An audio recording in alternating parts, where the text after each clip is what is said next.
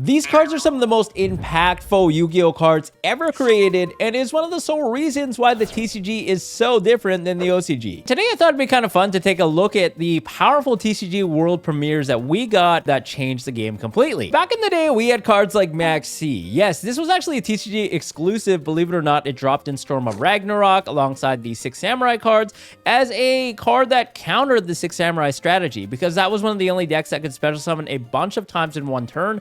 MAXX was basically a failsafe for that, so some players were kind of side decking MAXX at the time just for the Six Samurai deck, but technically MAXX wasn't really good at all in the TCG, and it took over a year after it was released and imported to the OCG before the power creep got to the level it is now, where people said, you know what, we're just going to main deck MAXX because decks are just special summoning way too much. We also got cards like LONEFIRE Blossom and Allure of Darkness and Phantom Darkness. Now, these cards were obviously very, very powerful, especially Allure of Darkness. This card was quickly hit on the emergency ban list because every dark deck was playing this. Back in the day, this was a really powerful card. Allowing you to draw free cards at the time was something that was very taboo. Pot of Greed had been banned for years, and Allure of Darkness was basically like a free way to dig through your deck, especially combined with how powerful the dark decks were at the time. People were playing Darkholm Dragon variants in basically every single meta-relevant deck. I even remember playing Allure of Darkness in Mermails when it was at 1. That's how good it was. You would literally search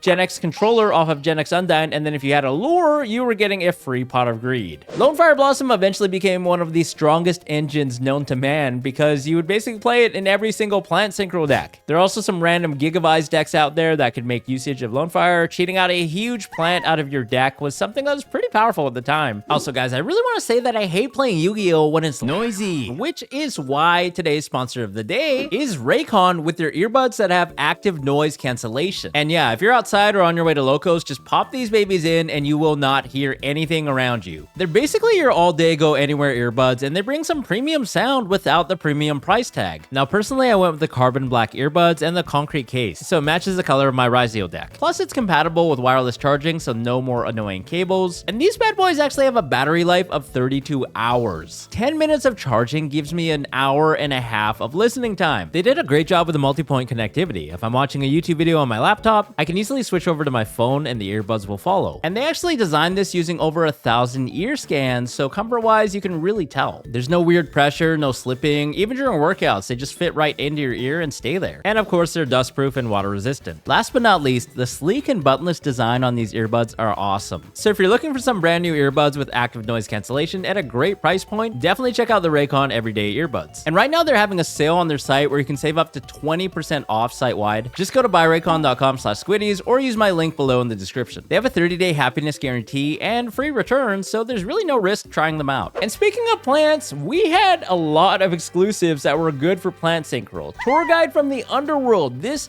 card, when it was first released, was pretty cheap. It came out of Extreme Victory and no one thought it was good. That is until Xyz monsters were announced. All of a sudden, Tour Guide skyrocketed to over $100, sometimes $150 to even $200 because of how versatile it was. It was a one card rank 3. You can go into things like Leviathan Dragon, Levier the Sea Dragon to resurrect something from the Banished Zone, but most importantly, it could bring out Sanguine, which was one of the strongest search cards in every single deck. And being able to just go normal summon Tour Guide, special summon out a Sanguine, and pass on that was already pretty good. Unless your opponent had something like Thunder King, you were guaranteed to search for an engine card from your deck. And a lot of times that was the main monster in an engine. So in Plant Synchro, you could go for LONEFIRE Blossom. In Dino Rabbit decks, you would go for Rescue Rabbit. There were wind-up decks. You can search for any of the little wind-ups. And in Insectors, you can go for Dragonfly or Hornet. I mean, you can even search for another copy of Tour Guide with the Sanguine and then summon that Tour Guide and fetch a second copy of Tour Guide from your deck and then just play on the consecutive turn. So obviously, Tour Guide was extremely busted and every deck was playing it because Sanguine searched for every single engine card in the meta-relevant decks.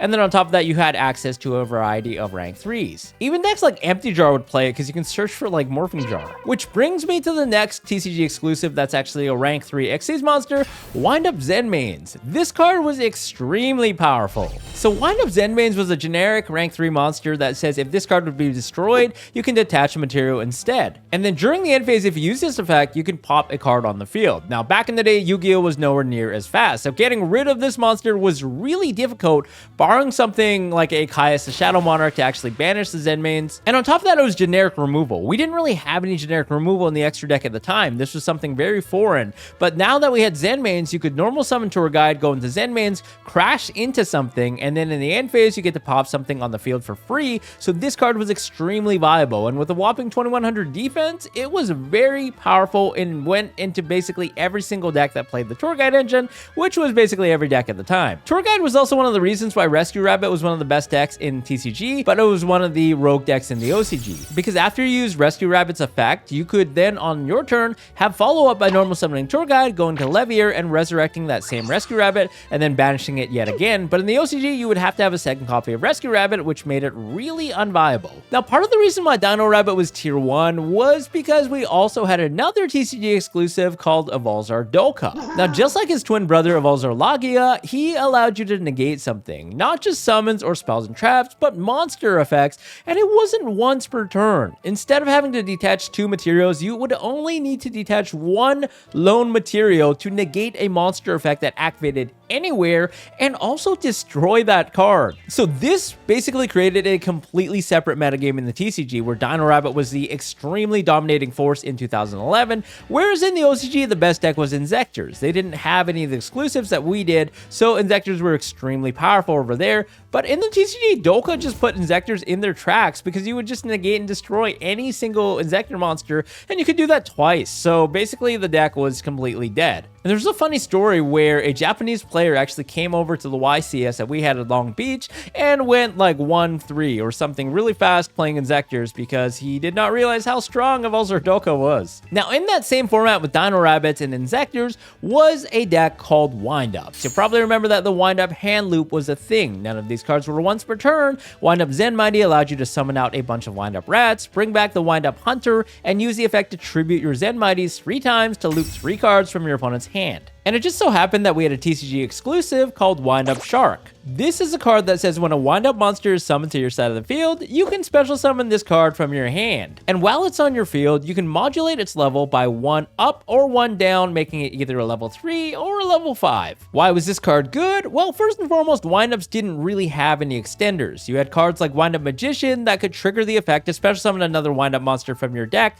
but you would have to activate another Windup monster's effect on the field first, which means that you needed another way to get a body onto the field. Well, with Windup Shark, that was made easy because you could go normal summon Windup Magician, reveal the effect of Windup Shark, and then trigger the effect of Windup Magician on the field after having triggered that effect of Shark in your hand. Then you could bring out another Windup Magician and trigger that effect after using Shark's ability to modulate its level down 1. And because these cards were really old, they were not once per turn. So Magician could then summon out another copy of a Windup monster, and you could just overlay the Shark plus that level 3 monster, go into ZENMAINES, and the rest is basically full hand loop. This card could also be treated as a level 5, so with 2 copies of Windup Shark, you could easily access the rank 5 toolbox, which was previously not possible in the OCG variant of Windups. Powerful rank 5s like Tyras, Keeper of Genesis, or ADREUS, Keeper of Armageddon, who was also a TCG exclusive that allowed you to pop any card on the field. And then alongside Windup Shark, we also got Windup Rabbit, a monster that could tag out. It basically could run away by banishing itself whenever you wanted, which was a guaranteed way to keep a body on the field on the consecutive turn, and also a fantastic way to trigger your Windup Factory. Previously, we didn't have a lot of Windup monsters that could easily do that, but now both Rabbit and Shark could easily trigger the effect of Search. Honestly, now that I think about it, there were so many broken TCG exclusives that, you can't even name them all. Gateway of the Six was another really powerful card for obvious reasons that boosted Six Samurai to insane heights. We even had Abyss Dweller for Mermails. It came out of the same set in Abyss Rising, a card that physically countered Mermails, but also made the deck stronger because you could use it to lock out your opponent while also triggering your own Atlantean Dragoons and giving the rest of your monsters a 500 attack boost. Reborn Tengu was another amazing card for plants. Whenever this card left the field, you could special summon another Reborn Tengu from your deck, and it was a mandatory effect, which was a significant improvement to Petin the Dark Clown, a card that previously missed timing. And I remember this tricked a lot of casual players because you would think that you contribute a Petin to summon out a Monarch and get another Petin from your deck, but it actually missed timing. Well, now with Reborn Tengu, you could actually do that, and this card was so powerful that it instantly boosted Plant's Synchro deck to almost tier 0 status. Being able to use Reborn Tengu to Synchro summon for a plethora of monsters like TG Hyper Librarian, bring out another Reborn Tengu, Synchro again, and then go on so forth with cards cards like Plague Spreader Zombie or Glow Up Bulb, they actually hit this card on the ban list before it was even released in the OCG. Now, aside from individually powerful cards, they also gave us some TCG exclusive premier archetypes that were equally as powerful. A fan favorite is none other than Burning Abyss, which was already playable with just Skarm, Graph, and Seer, but then they gave us the rest of the names and the deck just got better and better and better. Beatrice was obviously the icing on the cake, being an OCG exclusive that we later got in the TCG and just made the deck insanely powerful. KOZMOs was another archetype that was very powerful because, being based off of Star Wars, we got the KOZMO Dark Destroyer, a monster that could not be targeted by any card effects and was 3000 attack. Now, whenever these giant spaceships were destroyed, you can summon another KOZMO from your deck, so you had an endless stream of resources, and KOZMO Dark Destroyer allowed you to destroy a monster on the field whenever you brought it out, so you can constantly cycle through your own deck by destroying itself or destroy your opponent's monsters for disruption. And of course, kaijus were originally a meme, but then players realized how significant they were, being able to tribute your opponent's problematic monsters like KOZMO Dark Destroyer that couldn't be outed easily. Well, kaijus were an easy way to do that. You just slam it on the table and boom, your opponent's monster that's unaffected by any card effects is now affected by your kaiju. These cards were significant because they didn't prevent you from normal summoning, unlike cards like Lava Golem or Volcanic Queen, which was a hefty drawback. And best of all, if you drew 2 kaijus, you could special summon out one to your side of the field, and then at least you get a free body. They're not bricks. Interrupted Kaiju Slumber was also a really powerful card. It was basically a dark hole that put a body onto your side of the table. And in formats like Zodiacs, a lot of players played Interrupted Kaiju Slumber just to nuke Dryden off of the field, and then also put a kaiju on your side of the field for extra damage. If we go back even further in Yu-Gi-Oh history, there were cards like Charge of the Light Brigade that could search for any LIGHTSWORN monster from your deck and also mill 3 cards. It got quickly hit on the ban list for obvious reasons. EHREN the LIGHTSWORN Monk was another card that dealt easily with set monsters like Sangin that wanted to hit the graveyard but would be shuffled back into the deck instead. So yeah, TCG exclusives have always been extremely meta warping and relevant to the TCG metagame. And it's one of the reasons why the OCG has differed and we eventually got a separate ban list from them. And recently we're getting a lot more powerful ones like the Mitsurugi archetype, so I'm excited to see what comes next. But those are just a couple of the powerful cards. Can you guys think of any other TCG exclusives that really made a mark on the game? I know there were a lot more.